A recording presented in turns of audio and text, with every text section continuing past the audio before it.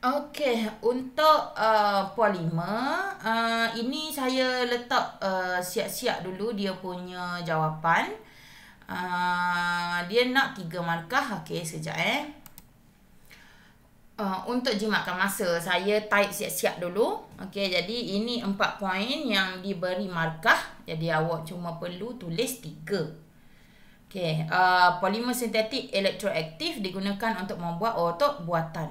Jadi polimer ini sejenis fiber lah. Elektroaktif maksudnya dia cenderung kepada cas elektrik. Jadi bila ada rangsangan cas elektrik mungkin daripada otak kita, okey, dia boleh memberi respon. Dan plastik yang digunakan dalam pembuatan robot seperti manusia yang bolehkan robot berjalan. Okey, dan otot buatan ini mengecut apabila bergerak balas terhadap arus elektrik.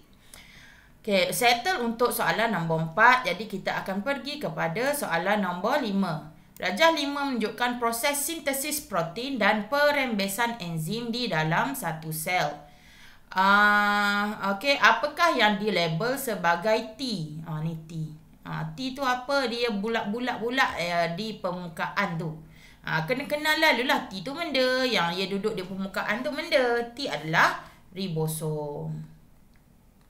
Dia duduk di permukaan benda ni. Ini adalah JE kasar. JE tu benda jalinan endoplasmik kasar. Endoplasma kasar.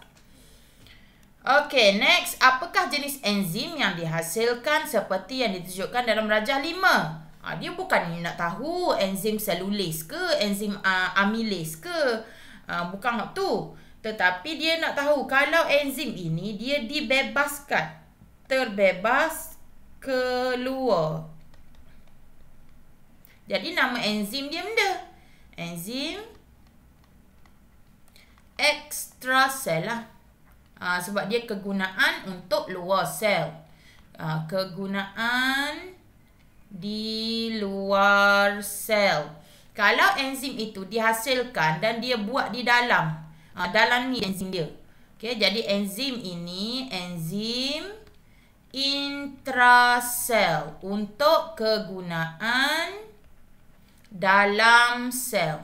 Jadi yang ini dia keluarkan, dia keluarkan jadi untuk luar sel. Okey, next, huraikan pembentukan enzim pada rajah 5. Jadi sekali lagi, bila dia suruh hurai, bila dia bagi gambar, awak mesti mention setiap benda yang dia label. Plasma membrane, okey, T dia label. Okey, kalau walaupun dia tak label JE kasar, boleh, tapi sebenarnya JE kasar ni tempat ribosom duduk je, tu je sebenarnya. Jadi 4 benda ini kita kena mention. Okey. Jadi ini saya akan tulis sebab dia panjang, jadi saya akan tulis type. Okey, pause kejap. Okey, jadi ini adalah jawapan dia. Daripada 3 markah saja dia nak, dan dan saya menyenaraikan 7 poin.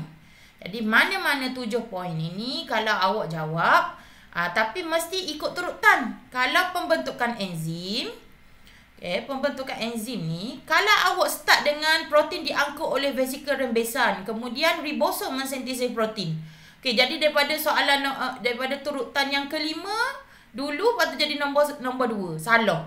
Dia mesti ikut turutan. Tapi kalau contohlah awak buat mRNA membawa salinan maklumat untuk sintesis protein keluar dari nukleus. Lepas tu awak skip, contoh skip lah nombor 2, dah ingat nak tulis. Lepas tu awak pun tulis pula nombor 3.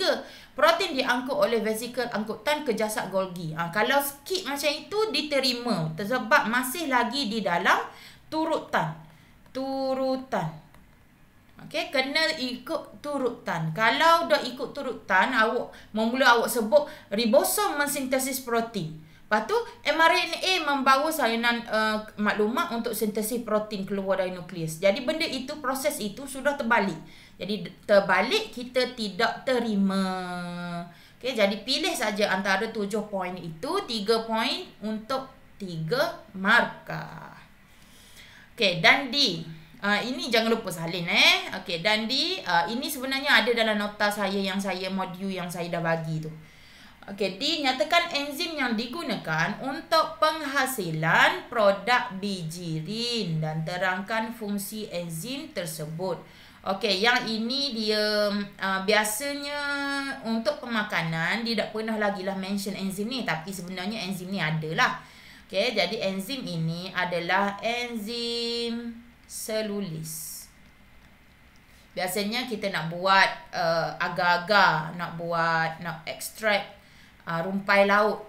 Okay, tetapi untuk produk bijirin pun boleh guna enzim selulis sebab selulis kan dia menghidrolisis selulosa. Selulosa ni kan dinding sel. Okay, jadi bila dia menghidrolisis selulosa, dia boleh menyingkirkan kulit biji dari bijirin. Jadi gitulah. Okey, jadi cukup untuk hari ini.